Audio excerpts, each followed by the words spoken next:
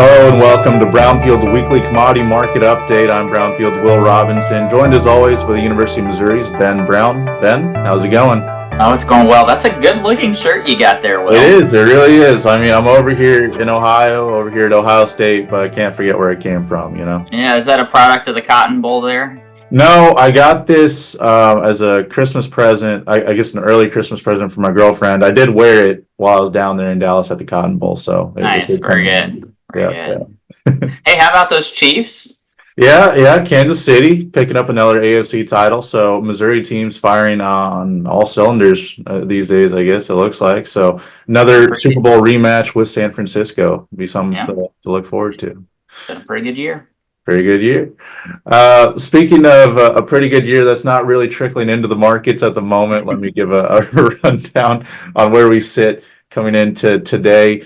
March 24 corn is down 5 cents at 440. December 24 corn down at 1 cent at 474. March 24 soybeans down 29 cents at 11.94. November soybeans down 17 cents at 11.80. Soybean oil on a cents per pound basis down 2.61 cents for March at 45.55 cents per pound there. Soybean meal by the short ton is down $1.50 at 354.30.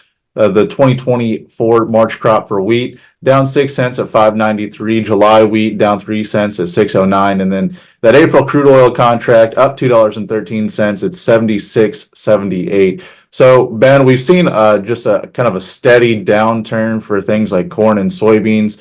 What's your really take as we look at coming into this week on where the market sits? Well, another week down across the board in all the categories, outputs up for crude oil. It wasn't that long ago, a couple of weeks ago, we mentioned that that was the first time we'd seen that happen in a long time, and now it seems to be becoming a regular pattern for us. So, some sad news or some disappointing news for row crop producers. The input costs continue to be, stubborn while output prices continue to fall. Well, and Ben, hitting that topic right there, that is one of the issues whenever you look at, just a general year over year, trying to pencil things in on what the farm production might look like and what you might be able to profit off the farm. It always seems like these prices do fluctuate pretty quickly. It wasn't too long ago, it feels like we were seeing $6 corn. I mean, it's months ago at this point, but it doesn't feel that far in the rear view. But again, those inputs, they don't really drop that quickly. So trying to figure out how to keep a profit margin whenever you're seeing prices like this. Do you have, I guess, general advice when you're looking at trying to build a budget for your farm year? Well, so we talk a little bit about, behavioral economics and behavioral sciences in my field. One, because economics is a behavioral sciences, but two, it comes down to some of these psychological things. So when we sometimes think about, you mentioned $6 corn, I'll go even further and say we've had $7 and even $8 cash corn here and not that so distant a future. That can cause an anchoring effect for producers to where, that sticks out, and they're trying to get back to that, or they're hesitant to make decisions because we've been at those levels. But again, it's an opportunity to look and make tactical decisions about marketing plans. The downside of this is we're taking a lot of that revenue guarantee off those crop insurance prices. We're not even to February yet, here in a couple more days, but we're starting to deteriorate even some of that safety net under those crop insurance programs, because we'll quickly start setting those insurance guarantees for 2024. Well, and Ben, where we sit looking at the market, with this kind of growing trend of these slight downturns of prices week over week, you get the sense that it'll take a pretty big news item to try and turn the market back around, because over the last couple of years we've seen a lot of global conflict that supported prices. We've seen crop production issues in South America that supported prices, but really, these items are becoming, I don't want to say the issues are stabilizing, but the way the market is handling them has stabilized. So now, to get these the markets to swing back upward, it's going to take quite a bit to get that to move forward. Would you agree with that? Absolutely, yeah. There's no story at the moment for most of our commodities that we talk about. A couple of weeks ago, there was the storyline that, hey, Brazilian soybeans are coming off slow. It's going to delay the corn harvest or the corn planting, and therefore that safrinha corn crop. And that could have been a story that rallied markets, but that's dissipated as well at this point. Almost flipped into the opposite, really, in a lot of ways. Well, yeah, so it has. It's switched to a bearish story as well. We've had different bullish stories from period to period, but right now there's just none of those in the path of least resistance where our markets is down. So, and that's what we've seen is just a slow, gradual move down in commodity markets. Well, and then that begs the question on, how should farmers and producers be thinking about markets in these situations? Because you don't want to just sit here and hold and pay for storage and all these other costs, and you continue to see the markets fall. And you don't want to be the person that said, well, I should have sold at $5 corn, but I can't sell now because, I'm going to take, a would-be loss on that. But how long is too long to wait for things to hopefully turn back around? Yeah, well, let me give you an example. So December corn right now is trading at 4.75. Let's assume a negative 20-cent basis. So we're dealing with a $4.50, $4.55 cash price here. Let's just say in Missouri.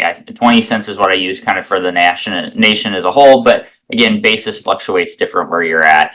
And our budgets would suggest that that is getting really close to break-even cost, even maybe a slightly below break-even cost for 2024.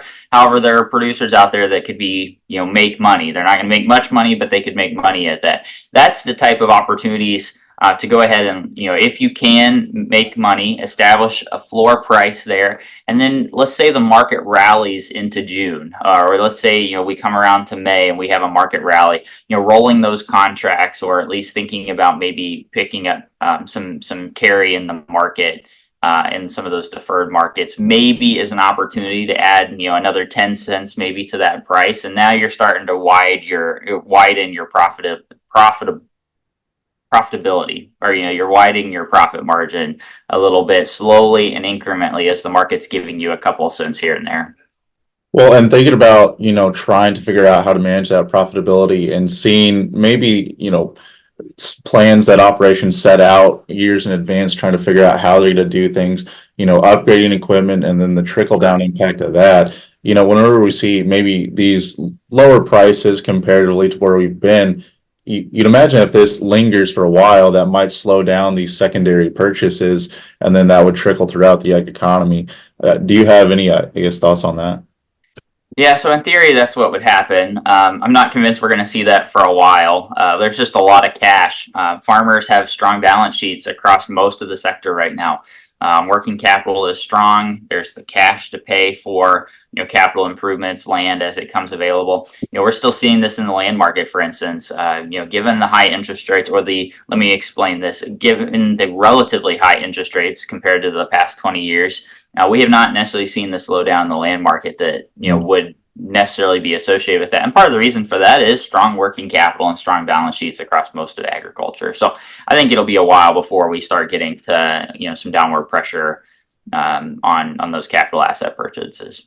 Well, Ben, looking forward, trying to figure out what the next market moving pieces might be, at least to a small degree. We have some USDA reports coming up on February 8th, supply and demand estimates and things of that nature. So, Ben, I guess looking forward, what should farmers and ranchers be paying attention to that could be pushing the markets a little bit one way or another? Well, that's a great question because that supply and demand report there in February, I think will be a report where we reevaluate U.S. demand for crops and oil, grains and oil seeds. On the soybean side, I feel like we're getting to the point where we're going to have to make an adjustment on U.S. exports, potentially revising them lower, potentially anywhere between 50 and 75 million bushels. That's going to grow that ending stocks number for soybeans, and I've heard people talking about corn is going to give up some acres. I'm certainly anticipating that corn gives up anywhere between 3 and 4 million acres in 2024 relative to where they were in 2023. The question and the comment is I'm hearing people say that corn's going to have to give up acres to soybeans. I'm not necessarily convinced that soybean needs those extra acres given the demand picture that we've seen. And so, as we start to think about March and producers start notifying or reporting what their acreage intentions are going to be for 2024, it's probably going to matter which crop ends up with those acres, because neither one of them really needs the acres for 2024 to sustain some higher prices. But they got to go somewhere, and I'm not exactly 100% sure where they go at this point. Okay, I thought you were gonna say something crazy like more cotton in Minnesota. I was like, oof. Yeah, no more cotton in Minnesota. All right, Ben. Well, looking ahead into this week, what should farmers and ranchers be paying attention to for anything that could sway things in the short term? Yeah, so we're turning the month here. So here at the end of January, we've got a new update from the Federal Reserve, looking at their outlook for the macro economy. So that'll be this Wednesday at 1:30. But then we turn the calendar to February, and so we have a bunch of monthly reports that come out that give us an idea about demand, but also a lot of private estimates coming out of South America. We're also, we've already had a couple of agencies come out with their expectations for acres for 2024, some private estimates that is, and we'll have more in the next couple of weeks come out as well. All right, Ben, it's always a pleasure having your knowledge on the program here. Viewers and listeners, if you'd like to learn more about us and what we do, you can find us. Check us out at brownfieldagnews.com. You can also find our sister program, the Weekly Livestock Market Update, at brownfieldagnews.com. Ben, thanks again. I'm Will Robinson on Brownfield.